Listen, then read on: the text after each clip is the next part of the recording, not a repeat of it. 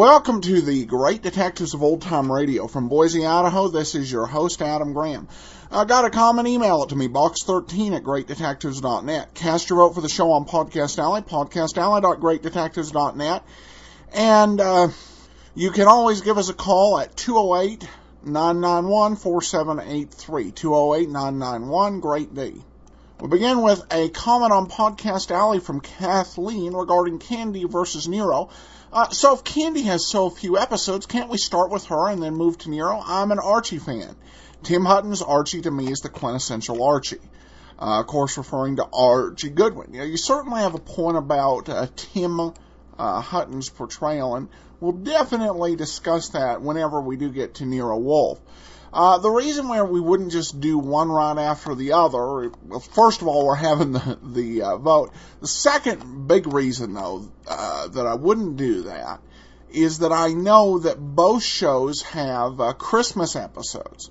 Of course, this past week I didn't know there was a Christmas episode with Jeff Regan, so did not quite work out as I'd like. But I generally like to be able to play Christmas episodes around Christmas. And if we go ahead and run those two shows back to back, just simply would not work out like that. So, we'll do one this year and one next year, because not every detective show, for example, there's no Rogues Gallery Christmas episode in existence as far as I know. All right, well, thanks so much for the comment. Before we do get started with today's show, I want to let you know about our sponsor. If you like the flexibility to live your life and do the things that are important to you, you'll like GoToMeeting. With GoToMeeting's conferencing solutions, you can meet virtually with clients and business partners and reduce the cost associated with doing business. GoToMeeting is from Citrix, the makers of the trusted GoToMyPC product. Like GoToMyPC, it's simple to use and doesn't require you to learn new technology. Listeners to the Great Detectives of Old Time Radio can try GoToMeeting free for 45 days. For this special offer, visit GoToMeeting.com/podcast. That's GoToMeeting.com/podcast to begin your free trial. Well, today's episode of Jeff Regan is called It All Comes Back to Me Now. And this episode of Regan is a bit of an oddball.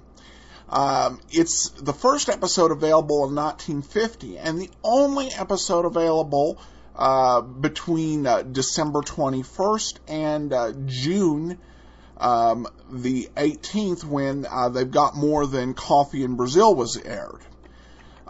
Most of the episodes that are in between Some Enchanted Car Hop and It All Comes Back to Me Now are unknown titles. However, Dennis at the Digital Deli has been able to find out a few. All the Queen's Men was on February 1st. Mama Inez was on February 15. Wine, Women, and Worms was on March 15th. Hollywood Story was on March 22nd. Hot Rod Problem Child was on April 12th. And now we get down to April 26th, and It All Comes Back to Me Now. This episode is something, and I know I'm running a little long on the opening, but just to be prepared, you're not going to hear the voice of Frank Graham. Instead, Paul Duval plays the voice of Jeff Regan. And as far as we know, this was just a one-off appearance, because the next episode we've got in June has Frank Graham back in the role. And I think the reason for that you have these type of substitutions is that radio, more than television, comes out of a theatrical tradition. And the old thought, the show must go on.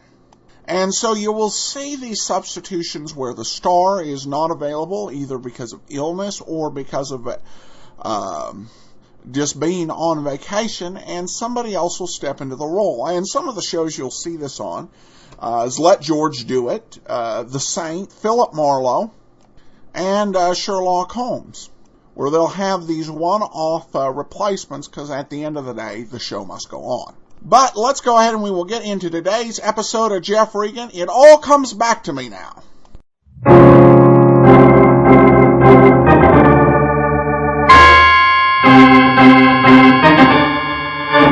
My name's Regan. I work for Anthony J. Lyon Detective Bureau. They call me the Lion's Eye.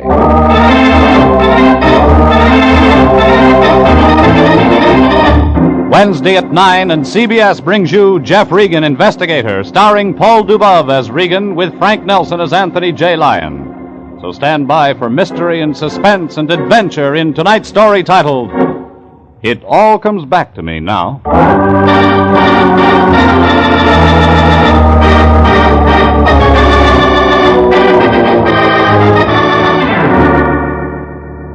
She was about medium size, brunette, beautiful, and bewildered. She couldn't remember where she'd come from or where she was going. Couldn't remember her own name. Just one thing she could remember. She wanted to commit murder. She was in the office of my boss, Anthony J. Lyon, that Friday morning, sitting there across the desk from him, holding onto her battered purse like it was the last thing in the world she was sure of. What the Lion or I didn't know, she was right. Oh, Jeffrey, come in. I've been waiting for you. Morning, Fatso. New client? Yes, Jeffrey. I think we could call her that. Jeffrey, this is Miss... That's a very interesting name, Fatso. My name's Regan, Miss. How do you do, Mr. Regan? Jeffrey, she has a terrible problem. Somebody does. She can't remember her name. Please, can't you help me? I don't remember anything. You remember how you got here to our office? No, not anything. From when? From now. Except, there was a door. It said detective agency. I walked in. Yes. Jeffrey, what are we going to do about Miss Smith? Smith? Well, we've got to call her something, haven't we? All right, Smith. Jeffrey, this is a matter for the police, a Bureau of Missing Persons. Surely... Oh, no, Mr. Lyon, please. Not the police. What's that? Oh, please, Mr. Regan, please don't let him call the police. People who can't remember their names usually can't remember they shouldn't go to the police, Miss Smith. But Oh. Look, lady, if you don't want to go to the cops, there's got to be a reason. Well, then... Look at this. Jeffrey... .32 caliber revolver, Smith & Wesson. Loaded except for 2 empty shells. You see, Mr. Regan... The gun's been fired, Jeffrey? 2 bullets missing. Miss Smith? I don't know. Jeffrey, that settles it. We call Lion, the I police. think Miss Smith hasn't quite finished her story. The gun in her purse isn't the only reason she doesn't want to go to the police. That right, Miss Smith? Mr. Regan, I try to remember. There was a house somewhere. A small house. I was in a room. Go on. No, I can't. Keep trying, Miss Smith. I was going somewhere. Alone.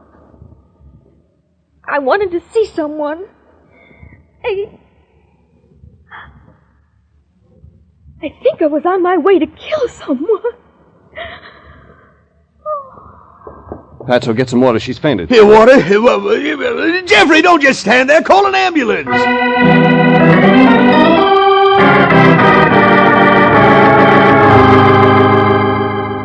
The Lion was right. Miss Smith wasn't just a quick faint. Her breath came in short, hushed spurts, and her pulse was a whisper. Beside her, the battered little purse had fallen open. Inside, $2.17 and a receipt for cab fare. No wallet, no identification. I picked up the receipt. It was dated that morning, Friday, and totaled $3.70. It was a lead.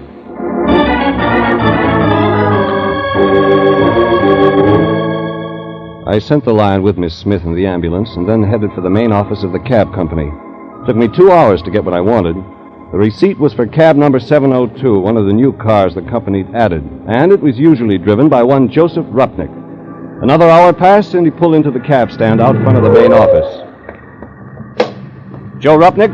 Who else? Let's drive. My flag is down. Where to, Mac? Did you drive a medium-sized brunette this morning, Joe? Oh, it'd be a pleasure. Think. Fair complexion, good-looking, very good-looking. Carried a little black leather purse. The fare was $3.70. $3.70, huh? You know, it's a nice fare. What'll it buy, $3.70? Well, let's see. $3.70 should ought to take you out to Westwood. You got a record of your stops today. What about Westwood? Yeah, I guess I have. Hey, Mac, what do you know? She was lovely, she was engaged, and she used my cab. Oh, what a dish. Bewitched, bothered, and brunette. I seen her, and I'm glad. Never mind the tone, Holmes. Where did you pick her up? In Westwood. Where else? Okay, let's go there.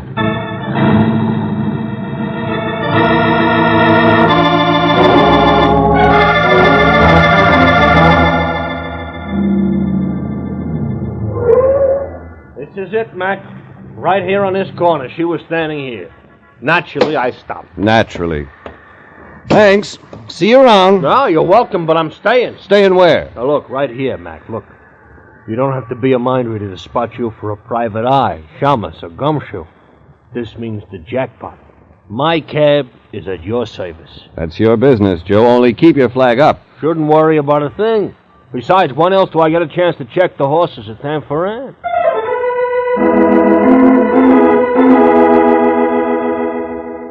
Joe Rupnick pulled a racing form out of his pocket, and I looked at the place he'd pointed out. According to Joe, Miss Smith had been standing in front of a white one-story building with a two-story sign that said Parker's Service. It was an auto repair shop, a big one, the kind that specializes in foreign cars, custom sedans, and rich customers. Mr. Parker. Telephone call, Mr. Parker. Yes, sir? What can I do for you, sir? I'm looking for a girl. She used to work here. Sarah? You're looking for Sarah? About medium-sized, good-looking. Yeah, that's Sarah. Well, she quit yesterday. She was in here this morning to pick up her check. I'm just taking her place.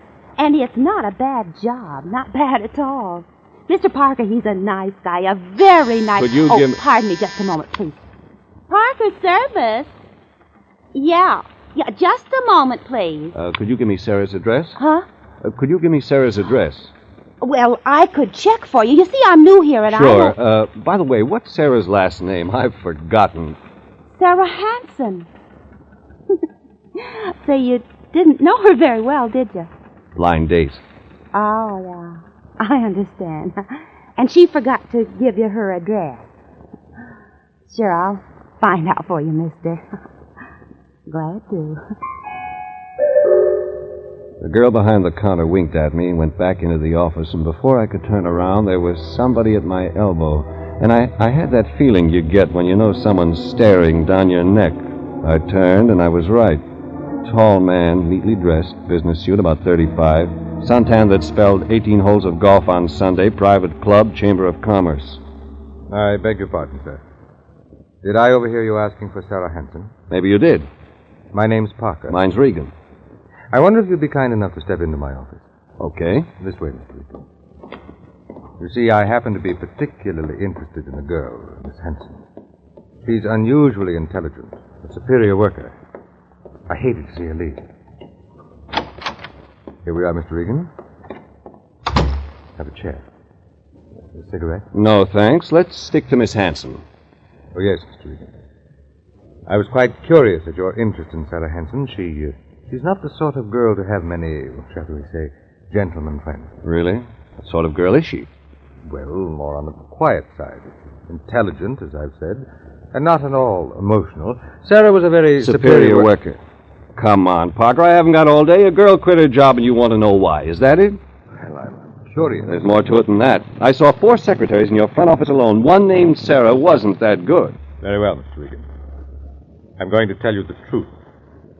Certain malcontents, certain vicious elements in my organization, irresponsible rumor mongers have been saying that Miss Benson and I... Well, there isn't a word of truth in it. I'm still listening. I'm a happily married man, Mr. Regan. You understand what rumors of this sort do to a man. Go on. I'm going to put a stop to it. You understand? Once and for all, Okay. Take it easy, Parker. I'm sorry I lost my temper, Mr. Regan. This thing has been gnawing at me for months. That's why I finally discharged Miss Hanson. That's what you've been trying to say. You fired Sarah Hanson. You think that's why I'm here? Well, yes, It's just a job, Mr. Parker. We all got to make a living.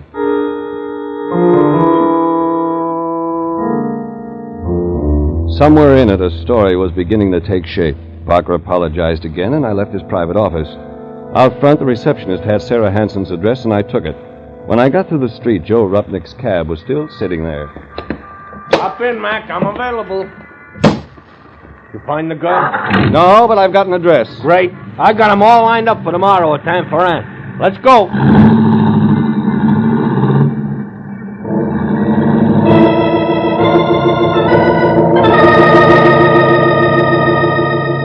It was past Pico on Bentley. Took us 5 minutes to pull up in front of a bungalow converted into a duplex. I left Joe with his racing form and newspaper and went up to the door that belonged to Sarah Hansen.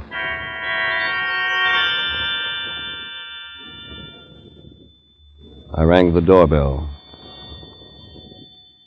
No answer. I knocked. Same results. The sun was sinking somewhere in the distance, and the early mist, the prelude to fog, was settling in fast. I tried the doorknob. No results. And then something told me to get inside that apartment, to get in with or without a permit, with or without a key.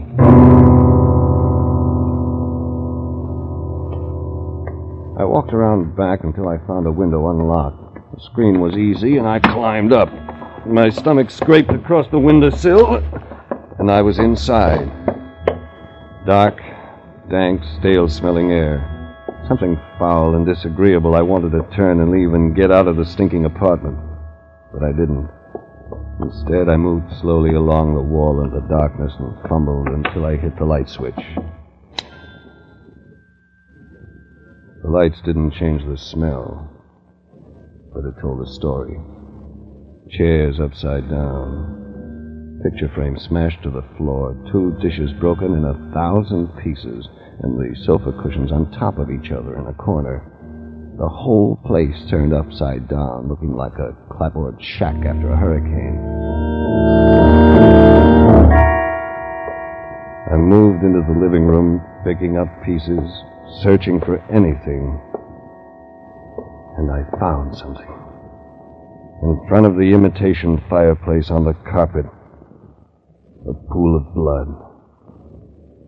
Hey, Mac. You okay? Yeah, Joe. Look, Mac, I think I got something important. Be there in a minute. Never mind. I'll climb through the window. Hey, look, Mac, I want you to take a look at this. I was reading while I was waiting for you. Early edition of the afternoon paper. Yeah. Look on page 2. You find it, Mac? Yeah. I found it. Story on page 2. The body of a girl found washed up on Will Rogers State Beach, tentatively identified as Sarah Hansen.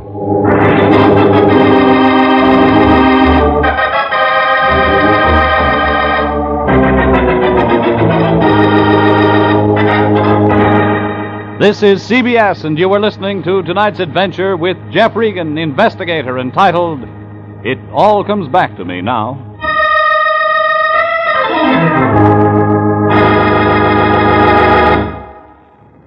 CBS brings you many of the most exciting programs on the air. For example, Sundays at 5:30. A face in the shadows, a blood-stained burnoose, a beautiful dancing girl may set Rocky Jordan on an exciting adventure in ancient Cairo. Follow Rocky Jordan as he moves through the dangerous streets of the capital of Egypt. Meet Rocky Jordan this Sunday at 5:30 on CBS. And now, back to tonight's story titled, It All Comes Back to Me Now, and Jeff Regan, investigator.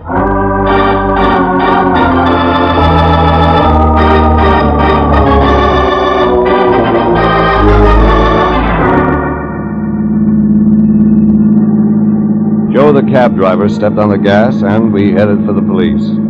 I sat in the back seat, the folded newspaper in my lap, and tried to make sense out of a story so twisted even the principal characters no longer made sense. A girl with amnesia hires the Lion and me to help her find herself. She says she remembered wanting to kill someone. She collapses, and I follow a lead to a cab driver, to a repair shop in Westwood, to the home of one Sarah Benson. That was when I read the early afternoon paper which said a girl had been found washed up on Will Rogers State Beach. Her name, Sarah Hansen. It was getting late. Streetlights turned on, traffic jamming and honking its way up Sunset. But that didn't stop Joe Rupnick from hitting 40 between the cars. We made the police station at 6:45. Okay, thanks, Joe. That does it. What do you think, I'm leaving? Me, a sucker for a mystery? I gotta know how this comes out. It took me 15 minutes to get to Lieutenant Candid. Hi, Regan. Candid, I got a couple of questions. Regan, I am tired to the very bottom of my large, flat feet. Let's make it tomorrow. It can't wait. All right, Regan. What's her name? Listen, Candid, all I want to know is where you got your identification for Sarah Hansen. Sarah Hansen, age 27, height 5'4", weight about 117, hair blonde, eyes brown. Blonde. That's what I said, wasn't it? You fished her up off Santa Monica? Will Rogers State Beach. We didn't find her. Some swimmers did. They called. You weren't looking for her? Looking. We didn't know Sarah Hansen from my friend Irma. What's eating you, Regan? Candid, just tell me something else. Who identified the girl for you? Only her mother and father and brother and sister, that's all. Okay, Candid. Sorry I bothered you. It's all right. We can't find the murder weapon. We haven't got a lead on the killer, and I got to talk to you yet. She was shot? 2 slugs in her chest. 32s. Maybe Smith & Wesson. Gun's missing. That part of it wasn't in the papers. Don't we look bad enough already without making it worse? All we got on this case is a body. Even if it is a nice one. When was she killed, Candid? This morning, somewhere between 1 and 2 a.m., the coroner says. That isn't all. What else? Well, from the tire marks they found up the beach, there was another idea. We think maybe she was shot somewhere else and then driven down to the beach. This Sarah Hansen, she worked? Yeah, a place out in Westwood. Called, Parker's Service. We'll check everyone out there. Takes time. What about an address, Candid? Where did she live? Well, the parents say she moved out of their place a couple of months ago. Seems they had a fight, she and the parents. She wouldn't tell them where she was moving. They tell you anything else? Sarah Hansen was afraid of something, they said. Had them worried. That's when the fight started. She used to get phone calls from a woman. A woman? Yeah, every time this woman called, Sarah would leave the phone crying. Only happened a couple of times. Did they ever see this woman? Nope. They were wondering if it might be another girl who worked with Sarah. Feud. Only you haven't checked the employees yet. Like I said, Regan, it takes time. The shop opens up first thing in the morning. My men will be there. Thanks, Candid. Thanks a lot. Hey, Regan, where do you fit in this? Client, Candid. You know how it is. Maybe I don't, Regan. If you know something... I don't know anything, Candid. You wouldn't lie to me, would you? Sarah Hansen was a good-looking dame. A real good-looking dame. I never met her. You sure, Regan? I'm sure. Okay, I'll take your word. She's a real nice-looking dame, like I said. Kind you hate to see turn up dead. You want to see her, Regan? All right, Candid. We'll see her.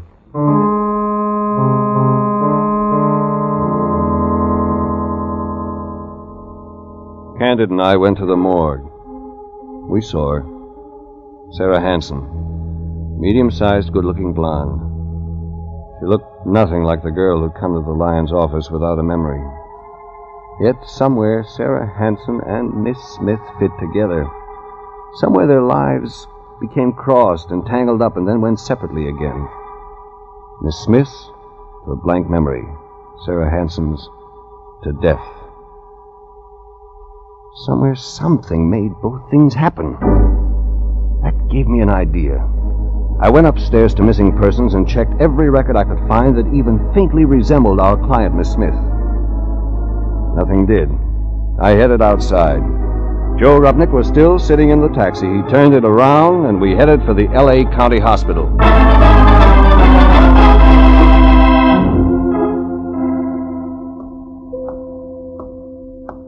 Jeffrey, there you are. Trouble, Fatso? Trouble? I've been sitting here all day, wasting time and money. How's she doing, Fatso? Is she? Oh, Miss Smith, fine. She's doing fine. Doctor says she was merely weak from too much tension brought on by the amnesia. Good, Lion. I think we may have something. We may have something. You're darn right we have something. Hospital bills, doctors, nurses' bills. Every time the door opens to that girl's room, I add another $5. Jeffrey, this is ridiculous. We're not Fort Knox. How do you think the Lion Detective Agency can pay for these Take it bills? easy, Fatso. Remember, it was your idea to bring Miss Smith here. So what if it was my idea? That's right, Lion. You call the ambulance. Well, that's no reason why we have to pay... Lion, Mr. Lion, I'll have to ask you not to raise your voice. Yes, Miss Wilton, yes. Thank you, Mr. Lion. Yeah. Sitting here all day, wasting your time. Oh, now, Jeffrey, after all, a man has to do something. Sure, Fatso. You keep an eye on those nurses' bills. I'm going in to see our client.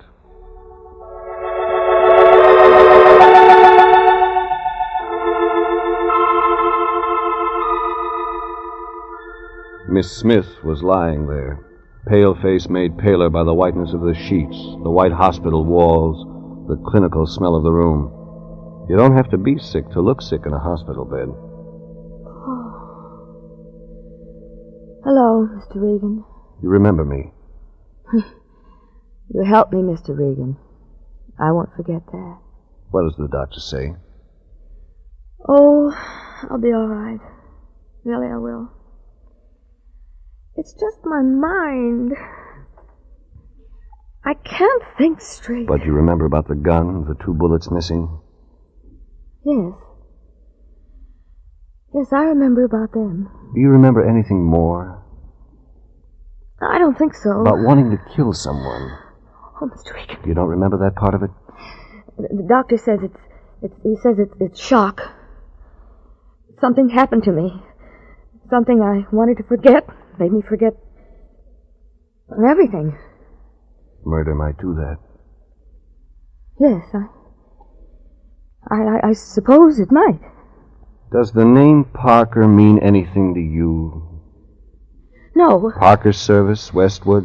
No, Mr. Regan. How about Sarah Hanson? No, Mr. Regan, I don't know that name. Sarah Hanson, a blonde, pretty blonde. No, I don't remember. She worked for Parker Service in Westwood. You were in Westwood today. Maybe at a small apartment Mr. on Regan, Bentley just past Pico. Does that mean anything to you, Miss Smith? Leave me alone, leave me alone, leave me alone. Okay, thanks. Thanks anyway. Please leave me alone. Mr. Regan, leave me alone.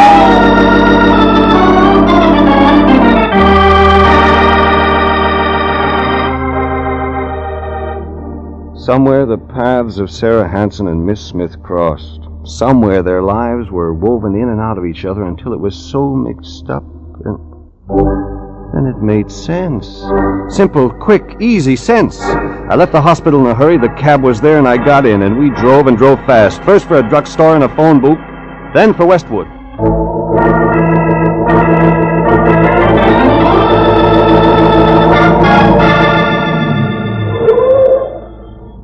Look, Mac, now that we're here, what are we doing here? Visiting Joe. Yeah, don't sound friendly somehow. You sit tight, I'm going in. Look, that house is dark. Nobody's home, Mac. Maybe, maybe not. If I'm not out in 10 minutes, get to a phone and call the police. You got that? Yeah, call the cops. It was 50 feet back from the street. Not a mansion, not a little house. Grounds well kept, lawn neat and trimmed. I moved slowly up the walk toward the front door. The fog had settled on Westwood Village, and the soft dampness sifted under your clothes, made your skin turn cold. Up ahead, the dark house, waiting. I changed my mind, moved along the side of the house toward the fireplace. That might mean den, and the den might mean proof. Around back, a patio and French doors next to the red brick. Still no sounds from the dark house. I tried the French doors. It was the den. Books, heavy leather chair, and desk. On the desk a photograph, too dark to see. I picked up the metal frame and lit a match. It fit. The final nail in a murderer's coffin. You like the photograph? Get your hands off your gun, Mr. Regan. That's better. Only one of us needs a gun just now. Just you, Parker. The photograph is almost a perfect likeness, isn't it? Beautiful woman. But not beautiful enough for you, was that it? Beautiful but possessive. She didn't understand me. And Sarah Hansen did. Jane killed her. So that's her name, Jane Parker. Too bad you've never met her, Mr. Regan. I've met her, Parker. In fact, I just left her less than 30 minutes ago. It's a lie. You've never met my... Your wife, Jane Parker. She asked for help. Regan, you're lying. You tell me a better story. Where is your wife? I don't know. But you'd like to, wouldn't you? You'd like to know so you could see her once more, so you could see her and shut her up. She told you. That you killed Sarah Hansen? She was lying. She killed Sarah. There was a fight. Jane killed her in a jealous rage. Then you're going to try to tell me Jane carried Sarah Hansen to her car, then took her to the beach, and then threw her body in the... I left. I don't know what happened. It was Jane. Jane carried a woman her size down to the ocean. Who do you think you can make believe that? You're lying. I'll tell you what really happened. Jane found out you were running around with another woman, Sarah Hansen. She phoned Sarah, tried to reason with her. Your wife was dumb enough to want to keep you. When Sarah wouldn't listen to reason, your wife went to see her. You don't know what you're talking about. She found you at Sarah Hansen's apartment on Bentley. There was a fight. You lost your temper, Parker. Only a man your size could have wrecked the place the way it is now. No. You shot and killed Sarah, and the shock was too much for your wife. No. Her mind went blank, went completely blank, rather than remember the nightmare she'd seen. How do you know? How? Because I know where your wife, Jane Parker, is right now. She didn't tell you that. She wouldn't dare tell Your you. wife disappeared after the shooting early this morning, didn't she, Parker? You didn't know where she'd gone. That's what you really wanted to find out from me when I was at your shop this afternoon. You're making that up. You were afraid then, and you're afraid now. Yet you didn't report to the police that your wife was missing. I checked that. You didn't want them to find her either. She could tell the real story. Where is Jane, Mr. Regan? You're wasting time. Unless you tell me where my wife is, Mr. Regan, I'll put every bullet in this gun through your body. And that still wouldn't stop your wife from talking, would it, Parker? That still wouldn't give you the answer to where she is now. Tell me, Regan. Go ahead. Shoot, Parker. Shoot and read the morning papers tomorrow. The headlines will tell how every cop on the West Coast is waiting to shoot you on sight. Regan! So you won't need that gun. Let go! You pulled the trigger on yourself, Parker. Too bad your aim wasn't better.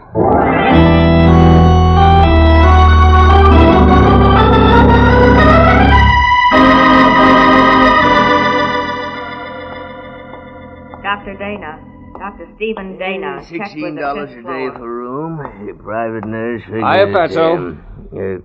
No, don't bother me, Jeffrey. I'm very busy. A room at $16 a day. How's our client, Lion? She doing okay? $16 a day. What's that, Jeffrey?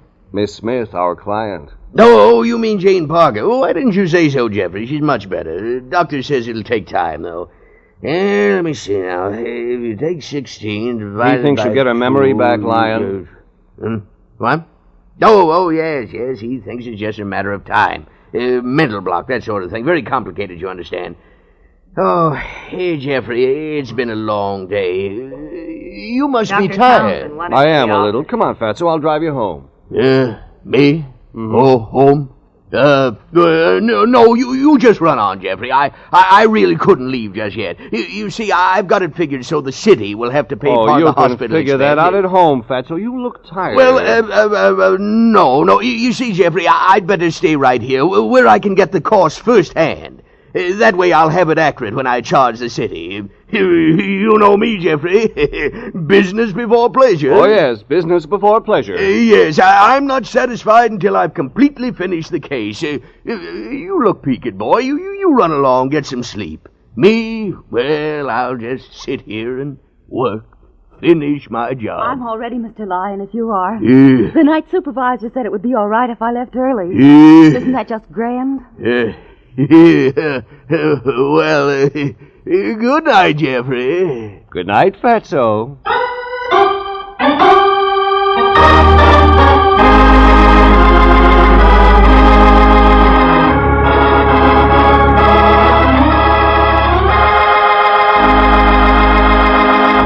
Jeff Regan, Investigator, was written tonight by William Frug, produced and directed by Sterling Tracy, and stars Paul Dubov as Regan with Frank Nelson as Anthony J. Lyon. Original music is by Dick Arant. Jeff Regan, Investigator, is heard each week at the same time over CBS, the Columbia Broadcasting System.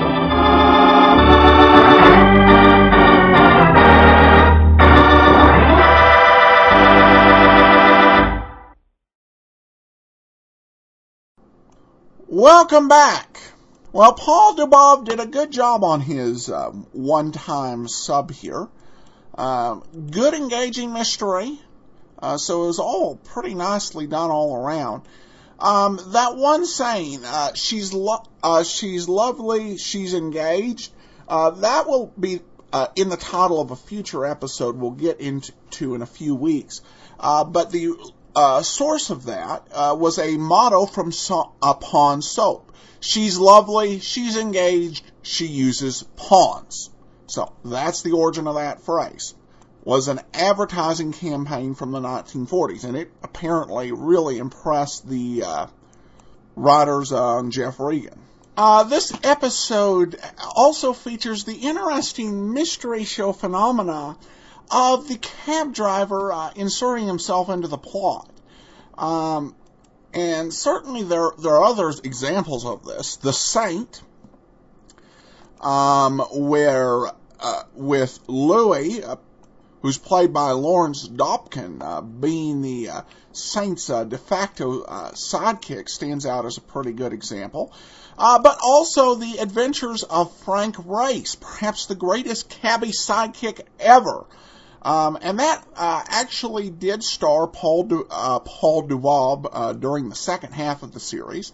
And he became very good friends with the actor who played the cab driver, Tony Barrett. And we'll get to hear from him in a few years as Frank Race. I have a review on iTunes, just a simple, nice, good podcast. And with that, we will lower the curtain. We'll be back tomorrow with Let George Do It. In the meantime, if you got any comments, email them to box13@greatdetectives.net. Cast your vote for the show on Podcast Alley, podcastalley.greatdetectives.net, and be sure to let us know, Candy or Nero, which you would like to hear. And become a fan on Facebook, facebook.greatdetectives.net. But from Boise, Idaho, this is your host, Adam Graham, signing off.